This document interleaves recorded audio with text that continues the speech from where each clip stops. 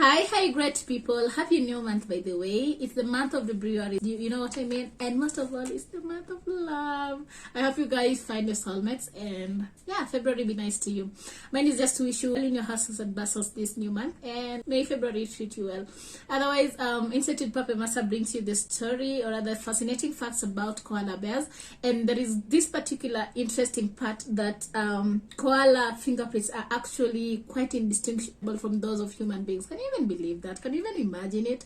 And it's actually so serious till it somehow confuses the professionals in the police department. But meanwhile, let's focus on other fascinating facts about these animals, koala bears. To begin with, to just set the record straight, as the name suggests, koalas are not bears. They are marsupials. So even though they look bear-like with their round ears and big black nose, they share same characteristics with other marsupials like the wombats. So just to refresh your memory, marsupials are born incompletely developed and are typically carried encircled in a pouch on the mother's belly. Like most marsupials, koalas are chiefly found in Australia. Moving on, koalas are fuzzy or rather selective eaters. This means that they feed exclusively on eucalyptus leaves. And this is quite spectacular based on the fact that eucalyptus trees or rather eucalyptus leaves are quite toxic. But unlike other animals, koalas have a special fiber digesting organ which is called the cecum.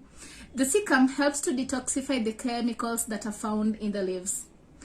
Koalas sleep for approximately between 18 to 22 hours daily, and this is because the eucalyptus trees are low in content. They therefore have to sleep quite long for the digestion to take place. They also have an elongated digestive tract. The third fact about koalas is that they have a very supportive butt. Well, koalas live in eucalyptus trees and are wedged between rough branches, which requires quite much support. As a result, they have a strong cartilage at the end of their curved spine, which allows them to make the trees a comfortable home. Fourthly, is that koala bears are highly characterized with chlamydia. Chlamydia is a bacterial or rather a sexually transmitted bacterial infection. The disease weakens the immune system of the animals and causes blindness and reproductive tract diseases, which sometimes render their females infertile. And actually, infertility due to chlamydia infection is among the major contributing factors to the low numbers in the animals, because this means that if the animals cannot reproduce, then there is no way the numbers can go up. Well, something else that you might be interested to note is that koala bears have a tiny brain. They're actually among mammals that have a small brain-to-body ratio, and this is believed to be an adaptation for a life that depends entirely on a diet that is low in calories. And one advantage of their selective dietary is that koalas are known not to have a natural predator, because once the toxins from the eucalyptus leaves are absorbed into their tissues, they're believed to taste really awful, and that is why no animal of the wild actually wants to feast on them. That is an advantage, right? Okay, so onto the last fascinating point, and actually this is the most interesting of them all. We're looking at the koala hands. So koalas have claws that help in gripping the tree branches, but apart from the claws, they have very functional two very functional thumbs that help with the grip as they climb the branches of the eucalyptus trees. And according to somebody called Massage Heinberg, told the Independent newspaper, or is it magazine, whichever it is, he told the Independent in 1996 that the similarities could possibly confuse professionals in the police department, meaning that if it's in a crime scene and we have prints, sometimes we're not able to actually tell between the prints of the koala bears and those of human beings, and therefore these are problems that used to arise, but thanks to technology nowadays, I think we may not be having such problems, because the human prints, for those who have actually studied them, they shouldn't be having a problem to actually tell between. But the question is, how comes the koala prints are quite indistinguishable from those of human beings? Because it will be expected that human beings, because we share most similarities with chimpanzees, gorillas, and stuff like that, we'd expect that maybe they have prints like us and not the koalas, because koala bears are marsupial. So how is this possible?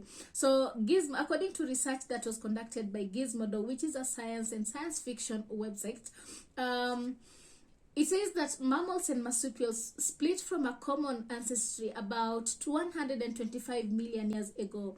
And so he adds on to the confusion, or rather to the, the wonders, by asking, so then how is this possible?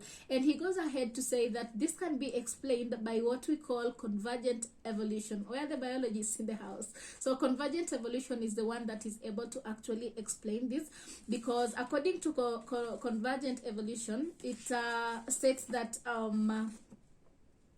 distantly related species evolved to develop similar characteristics because of the similar needs that they may have. And already we mentioned that koalas are selective feeders. They only eat eucalyptus leaves, and only when they get to a certain ripeness. And just so that I don't forget, Australia has hundreds of species of eucalyptus trees.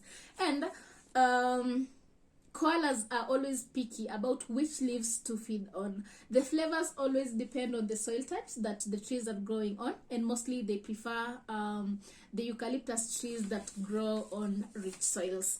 And so